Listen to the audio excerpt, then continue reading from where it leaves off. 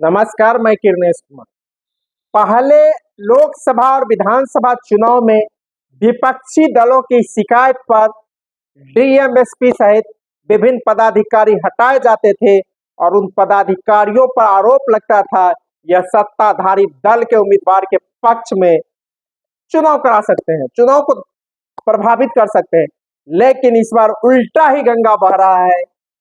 जिस जाति के उम्मीदवार विपक्षी पार्टी या महागठबंधन के उम्मीदवार है, अगर उस जाति के डीएम और एसपी उस जिले में तैनात है तो वहां के डीएम एसपी को ही चुनाव कार्य से हटा दिया जाता है।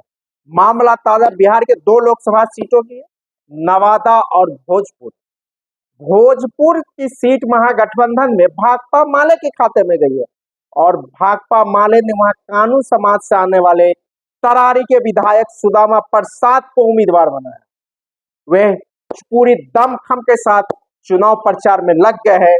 इसी बीच वहां भारतीय जनता पार्टी ने राजपूत समाज से आने वाले भारतीय प्रशासनिक सेवा के पूर्व अधिकारी राजकुमार सिंह को उम्मीदवार बनाया। आयोग ने सत्ताधारी दल के शिकायत के आधार पर भोजपुर के जिलाधिकारी राजकुमार और एसपी प्रमोद कुमार यादव को चुनाव कार्य से हटा दिया है और यहाँ के डीएम और एसपी बदल दिए। इसी तरह नवादा के डीएम आशुतोष कुमार वर्मा और एसपी अम्बरीश राहुल को भी हटा दिया गया है और इन चारों पदाधिकारियों को चुनाव कार्य से अलग रखने को कहा गया है।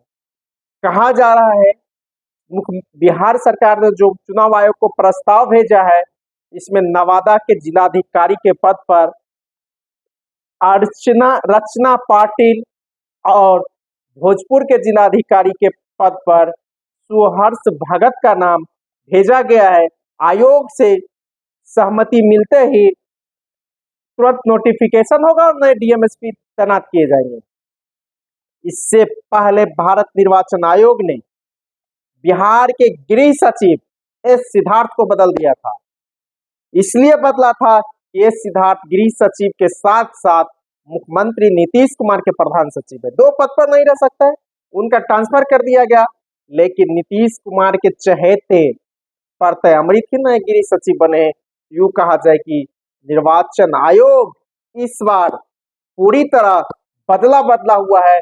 स्वच्छ और निष्पक्ष चुनाव की बातें तो की जा रही है, लेकिन जिस तरह ट्रांसफर ऑफ पोस्टिंग बिहार में हो रहे हैं, इससे सवालिया निशान लग गया है। चुनाव कार्यक्रम घोषित होने से पहले महागठबंधन सरकार के दौरान जितने ज्यादा डीएसपी, एसपी और एसडीओ तैनात किए गए थे, सभी को फील्ड से छुट्टी दे दी गई और विभिन्न पदों पर मुख्यालय में सेंट्रिंग पद पर तैनात कर दिए गए। अब यादव थे भोजपुर के एसपी, उसे हटा दिया गया है। प्रमोद कुमार यादव, कानू समाज से आने वाले राजकुमार डीएम थे भोजपुर का, उसको हटा दिया गया है। तो एक तरह से कहा जाए कि इस बार के चुनाव पर सवालिया निशान लगने लगे हैं। सत्ताधारी दल के उम्मीदवारों की इच्छा के अनुसार ही पदाधिकारियों की तैनाती की जा रही है। पहले चुनाव के दौरान प्रत्येक दिन निर्वाचन आयोग के कोई पदाधिकारी जानकारी देते थे, प्रेस ब्रीफिंग करते थे, लेकिन इस बार मुख्य निर्वाचन पदाधिकारी एचआर श्रीनिवास, यहाँ से कोई जानकारी नहीं मिलती है।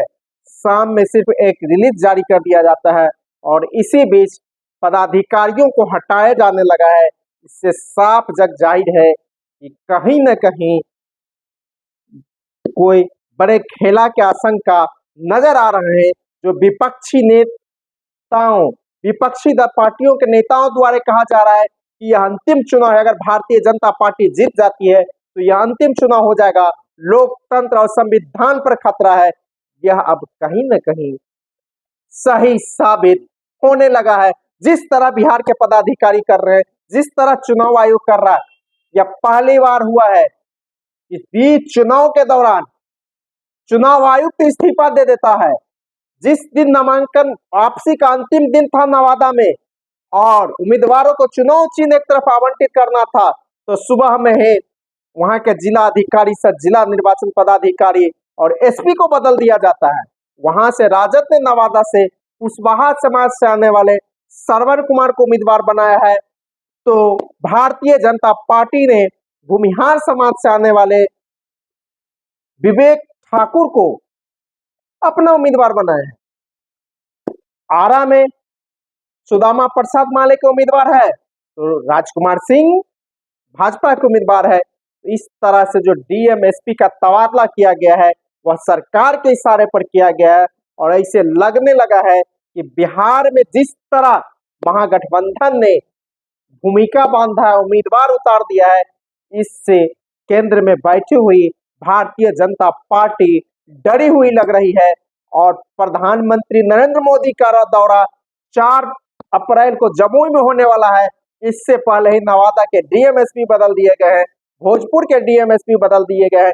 कहा जा रहा है कि विपक्षी दलों के उम्मीदवारों से संबंधित जाति के जो डीएमएसपी विभिन्न जिलों में तैनात है, उसका भी तबादला थोक भाव में जल्द ही होने वाला है। महागठबंधन के सरकार के दौरान कई यादव, मुस्लिम और पिछड़ा समाज से आने वाले डीएमएसपी तैनात किए गए विभिन्न जिलों में, उसकी छुट्टी भी चुनाव के दौरान होने वाली है, इस तरह की चर्चा। हालांकि नीतीश कुमार की जाति कुर्मी से आने वाले विभिन्न राज्यों के कैडर जो आईएएस, आईपीएस सहित विभिन्न पदाधिकारी हैं, उसको विभिन्न जिलों में मालदार पदों पर तैनात किया जाता है, मुख्यालय में मालदार पदों पर तैनात किया जाता है।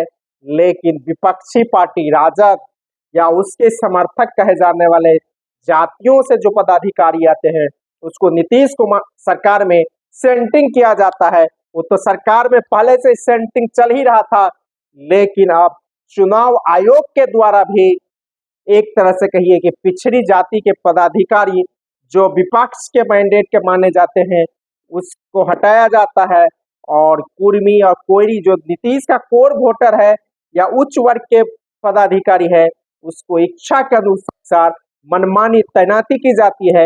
नीतीश सरकार में जो जितने बड़े पैरवीकार हो, खासकर जो नीतीश कुमार के सौजातीय पदाधिकारी हैं, उसे मालदार पद दिया जाता है, और वह तो सरकार पहले से ही कर रही थी।